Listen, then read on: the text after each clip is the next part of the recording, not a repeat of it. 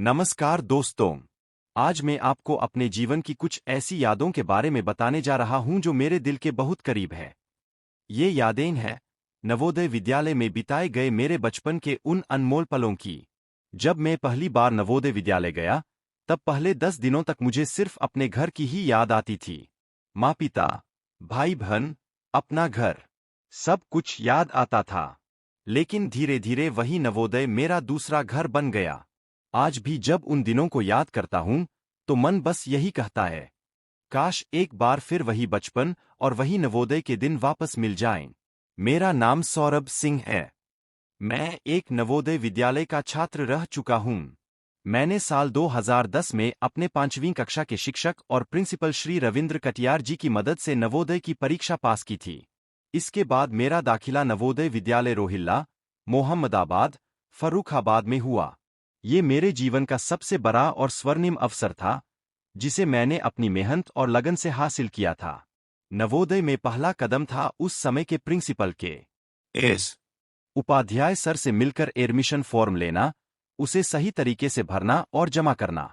यह पड़ाव मैंने सफलतापूर्वक पार कर लिया।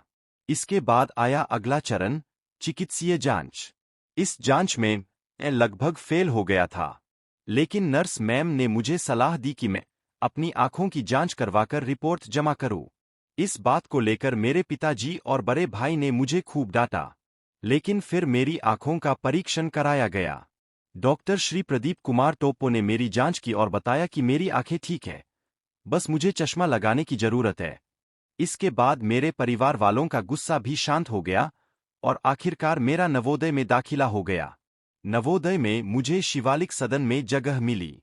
हमारे सदन रक्षक थे श्री आनंद तिवारी सर।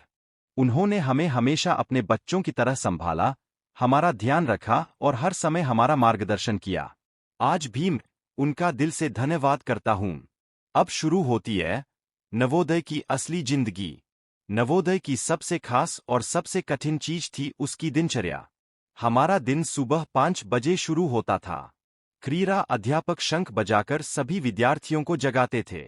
फिर हम सब मैदान में जाकर सुबह का व्यायाम और योग करते थे। जो भी विद्यार्थी सुबह के व्यायाम में पीछे रहता था, उसको सजा भी मिलती थी।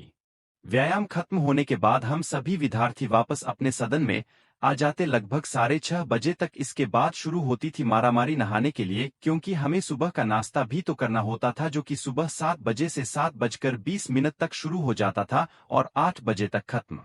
जिसके बाद हम सभी विद्यार्थी अपनी कक्षाओं में जाकर किताबों को रखकर सभी लोग प्रार्थना स्थल पर जमा होते थे, जहां पर प्रत्येक विद्यार्थी की उपस्थिति दर्ज होती थी और रोज प्रत्येक सदन की ओर से बारी बारी से ताजा खबरें पेश की जाती थी, जिससे हम सभी को रोज की खबरों की जानकारी हो सके कि हमारे शहर में क्या चल रहा है। SS फंटून देखने के लिए आप सभी का धन्यवाद। अगर आपको ये कहानी पसंद आई हो तो हमारे चैनल को सब्सक्राइब जरूर करें।